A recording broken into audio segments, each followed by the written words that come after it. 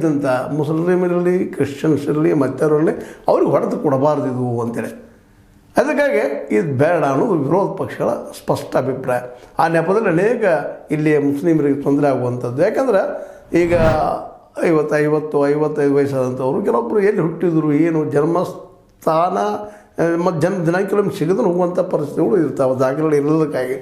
ಅಂಥವ್ರಿಗೆ ಅನುಕೂಲ ಮಾಡಿಕೊಡೋ ಸಲುವಾಗಿ ಆಗುವಂಗೆ ಮತ್ತೇನಾಗುವಂಗೆ ಈಗ ಈ ಕಾನೂನು ತರೋ ಪ್ರಯತ್ನ ಮಾಡ್ತಾಯಿದ್ದಾರೆ. ಅದರಲ್ಲೂ ಚುನಾವಣಾ ಆಯೋಗ ಇದ್ದು SIR ಮೂಲಕ ಈಗಾಗಲೇ ಬಿಹಾರದಲ್ಲಿ ನಿಮಗೆ ಈಗಾಗಲೇ ಹೇಳಿದಂಗೆ 65 ಲಕ್ಷಕ್ಕೂ ಹೆಚ್ಚು ಜನರು ಡಿಡಕ್ಷನ್ ಮಾಡಿಬಿಟ್ಟಿದೆ ಹೆಸರುಗಳನ್ನ. ಆನಂತರ ಮತ್ತೆ ರೀಸರ್ವೆ ಆಯಿತು, ಮತ್ತೇನೋ ಆಯಿತು. ಅದರಿಂದ ತೊಂದರೆಯಲ್ಲಿದ್ದಾರೆ. ಯಾಕಂದ್ರೆ ಕೇವಲ ಐಡೆಂಟಿಟಿ ಕಾರ್ಡ್ ಮೇಲೆ, ಯಾಕಂದರೆ ಯಾರಲ್ಲೇ ಸಹಜದ ಯಾರಲ್ಲೇ ಆಧಾರ್ ಕಾರ್ಡ್ ಅದನ್ನು ಅಲ್ಲಿ ಬೋಗಸ್ ನಡೀತಾವೆ ಮಾಡ್ತಾವೆ. ಕರೆಣ ಎಲ್ಲ ಕಡೆ ಆಗೋದು ಕರೆಣ ಅದ. ಈ ದೇಶದ ಪರಿಸ್ಥಿತಿ ಹಂಗೆ ಅದ. ಯಾವುದೇ ತೊಗೊಳ್ರಿ, ಈವನ್ ಪ್ಯಾನ್ ಕಾರ್ಡ್ ಅದ ಸುಳ್ತನ ಮಾಡುವಂಥ ತಪ್ಪಿಸ್ಕೊಳ್ಳೋಂಥ ಸಾಧ್ಯತೆಗಳಿದ್ದಾವೆ, ಇಲ್ಲ ಬೋಗಸ್ ಮಾಡೋಂಥವ್ರು ಇದ್ದಾರೆ.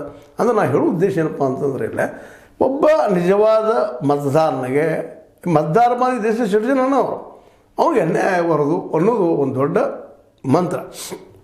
ಇವತ್ತಿನ ಮುಸ್ಲಿಮ್ಸೋ ಮತ್ತಾರೋ ಇವರಪ್ಪ ಹೌದು ಇವರಲ್ಲ ಬೇರೆದವ್ರು ನಾವು ತೆಗೆದು ಹಾಕ್ಬೋದಿಲ್ಲ ಅಂತಲ್ಲ, ಅದು ಸಾಧ್ಯತೆ ಅದ ಇಲ್ಲಂತಲ್ಲ. ಆದ್ರೆ ವಿರೋಧ ಪಕ್ಷದವರು ಆ ನೆಪದಿಂದ ನಮ್ಮನ್ನು ಮತದಾರರು ಕಡಿಮೆ ಮಾಡಿ ತಮಗೆ ಬೇಕಾಗುವಂಥವ್ರು ಮಾತ್ರ ಮತ ಹಾಕುವಂಥ ಅಧಿಕಾರಿಗಳು ಸಾಧ್ಯತೆಗಳಿದ್ದಾವೆ ಅಂತೇಳಿ ಈ ವಿರೋಧ ಪಕ್ಷಗಳ ಒಂದು ಆರೋಪ. ಸ್ವತಂತ್ರವಾದ ಮೀಡಿಯಾಗೆ ಬೇಕಾಗಿರುವುದು ಸ್ವತಂತ್ರ ಧ್ವನಿ. ಆ ಸ್ವತಂತ್ರ ಧ್ವನಿ ಉಳಿಸಲು ನೀವು ಮಾಡಬೇಕಾದದ್ದು ಇಷ್ಟೇ. ಅದೇನಪ್ಪಾ ಅಂತಂತಂದ್ರೆ, ನಿಮ್ಮ ಕೈಲಾದಷ್ಟು ಸಹಾಯ ಈ ಚಾನಲ್ಗೆ ಮಾಡಿ ಹಾಗೂ ನಿಮ್ಮ ಧ್ವನಿಯನ್ನು ಕಾಪಾಡಿಕೊಳ್ಳಿ. ಅದಕ್ಕೆ ಈಗೇನು ಬಿಹಾರದಲ್ಲಿ ಜೋರ್ದಾರ್ ನಡೆದ ಮತದಾರ ಪಟ್ಟಿ ಸಲುವಾಗಿ ಜೋರ್ದಾರ್ ನಡೆದ ಆ ನೆಲೆಯಲ್ಲೇ ಇನ್ನುಳಿದ ರಾಜ್ಯಗಳಲ್ಲಿ ಸಹ ಇದನ್ನು ವ್ಯಾಪಿಸಿ SIR ಮೂಲಕ ಯಾರ್ಯಾರಿಲ್ಲ ಅಂದ್ರೆ ಬಿಹಾರದಲ್ಲಿ ಏನಾಯ್ತಪ್ಪ ಅಂತಂದ್ರೆ ವಿಶೇಷ ಸಮಗ್ರ ಪರಿಷ್ಕರಣೆ ಮಾಡುವಂಥದ್ದು.